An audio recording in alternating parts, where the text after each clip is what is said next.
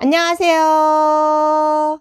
잘하는 공부, 잘 나가는 공부방 잘곡입니다. 자, 오늘은 여러분들과 함께 공부방 입지 악조건에 대해서 한번 여러분들과 이야기 나눠보려고 합니다. 공부방을 오픈하기에 가장 좋은 입지 조건은 학교와 가장 가까운 거리면 입지 조건이 아주 좋겠죠. 또 학교하고 집에 가는 그 길목에 공부방이 있다면 더더욱 또 좋겠죠. 또 공부방을 오픈할 때 좋은 입지 조건이라는 건 아파트에 사는 인구 수가 내가 보유하고자 하는 그 학생들이 많이 사는 아파트면 더욱 좋겠고요. 그런데 우리가 공부방을 오픈했을 때 가장 나쁜 악조건은 학교와 집에서 멀리 떨어진 곳이겠죠. 왜냐하면 아이들이 학교와 집에 거리가 한 바퀴 도는 거리가 있다면 아이들이 오면서 새는 경우가 많거든요. 가까운 데 살아도 아이들은 오면서 변수가 생겨 중간에 새는 아이들도 많거든요. 그런데 내 학교와 집하고 거리가 더 멀다면 더더욱 새는 확률이 많겠죠. 14년 동안 제가 공부방을 운영을 하면서 한 번도 생각해 보지 않는 공부방 입지의 악조건을 이번에 제가 새롭게 생각을 하게 되었습니다. 입지 조건으로 최악의 조건은 놀이터 앞에인 것 같아요. 놀이터 앞에 공부방이 있으면 정말 이것만큼 최악의 조건이 없는 것 같아요. 한 번도 공부방을 운영을 하면서 이런 생각을 해본 적이 없는데 이거는 최근에 든 생각이거든요.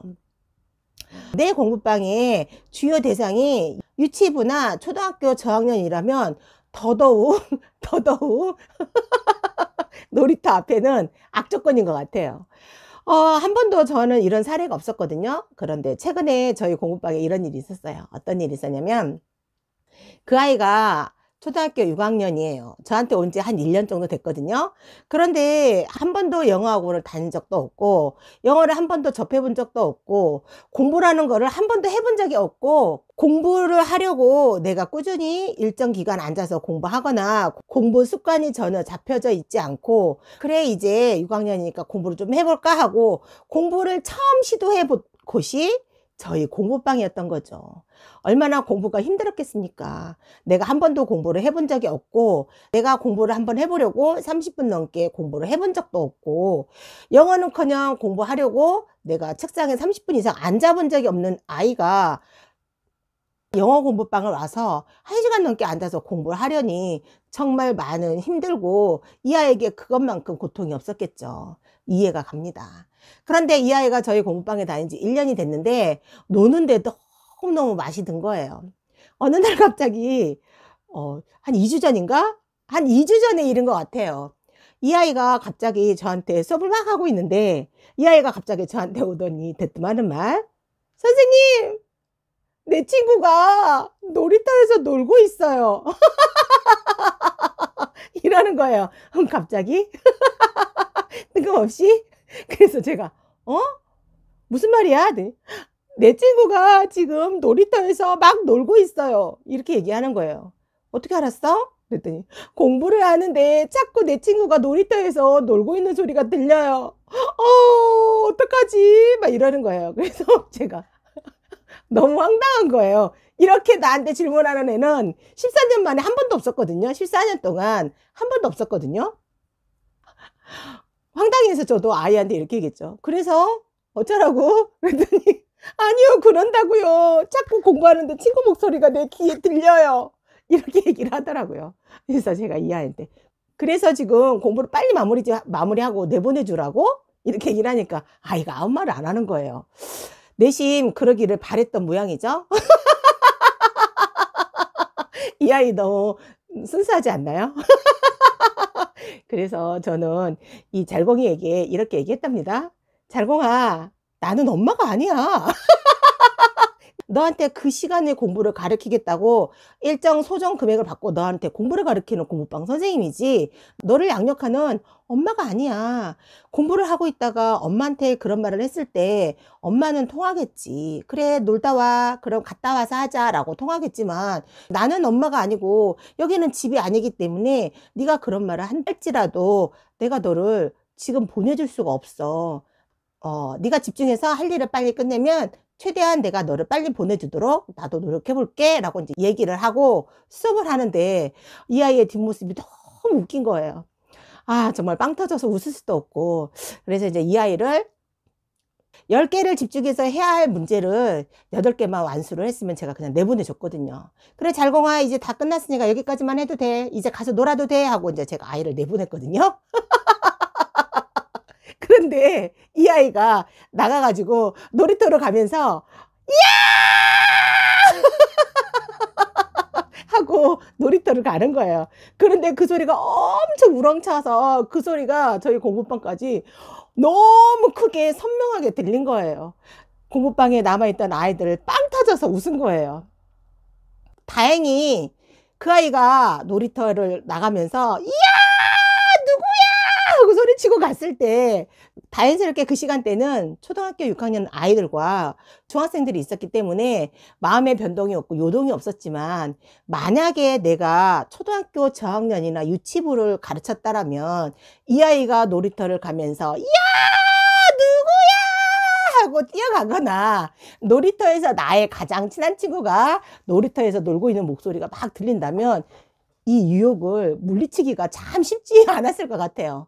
그러면서 제가 생각을 했죠. 한 번도 생각해 보지 않았던 걸 제가 그날 생각해 봤습니다.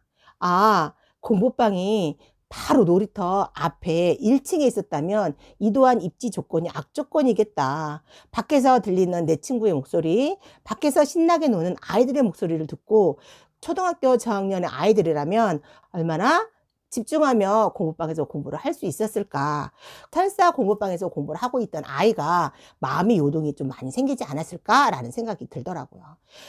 초등학교 저학년, 중학년 아이들이 공부방을 끝나고 놀이터를 가면서 이 아이는 이런 생각을 했을 것 같아요. 아, 쟤는 맨날 놀이터에서 놀고 쟤는 맨날 해피한 것 같은데 나는 공부방에서 공부하고 선생님한테 야단 맞고 나 하기 싫은 거 앉아 있어서 1시간 동안 앉아 있어야 되고, 아, 정말 나 슬퍼. 나만 왜 학원 다니면서 공부하는 거야. 이런 생각하지 않았을까라는 생각이 들더라고요.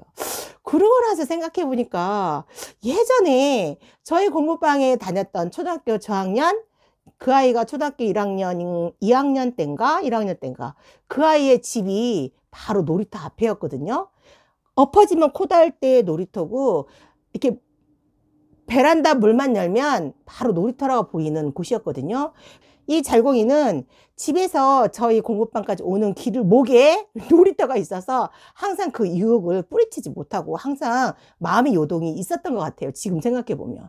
공부방에 얼마 다니지 않고 퇴원하게 된 학생인데, 이 친구가 집에서 공부방으로 오는 길목에 놀이터가 있어서 친구들이랑 만나서 어울려서 어디로 가버리고 또 공부방 끝나고 집으로 가는 길목에 놀이터가 있어서 놀이터에서 놀고 어디로 가버리고 하다 보니까 이 습관 잡기가 좀 잘 안 돼서 학원에 오래 머물지 못하고 퇴원한 학생이 갑자기 생각이 나더라고요. 아, 그 친구가 그래서 공부방에 적응을 잘 못하고 많이 힘들었겠구나. 아, 그래서 공부방에서 퇴원을 하고 오래 버티지를 못했구나라는 생각이 들었어요. 그 친구가 맨날 집에 가서 하는 말이, 엄마, 내 친구는 영어학원도 안 다니는데 나만 영어학원 다녀 이러고, 내 친구는 맨날 놀러 가는데 나는 혼자 공부해, 맨날 이랬다는 거예요. 사실 그 친구가 매일 공부한 건 아니고 매일 영어학원 다닌 건 아니었거든요. 영어 공부방도 딸랑추 2회 왔을 뿐이고 60분만 수업했을 뿐인데, 이 가는 길목에 놀이터가 있다 보니까 이 속에서 유혹을 받고 이 속에서 버티지를 못하고 마음이 요동을 쳤던 것 같아요. 참, 그러고 봤을 때 공부방을 오픈을 하고 공부방을 운영하는 입지 조건에 놀이터 근처라면 참 이것 또한 악조건이겠다라는 생각을 제가 공부방 14년 만에 처음 해봤습니다. 우리 잘공이 때문에. 초등학교 6학년도 이렇게 친구의 목소리를 듣고 마음이 요동이 나고, 놀이터에서 들려오는 아이들의 웃음소리에 흔들리고 마음이 요동치고 유혹을 받는데 초등학교 저학년이라면 오죽하겠습니까? 이해가 되더라고요.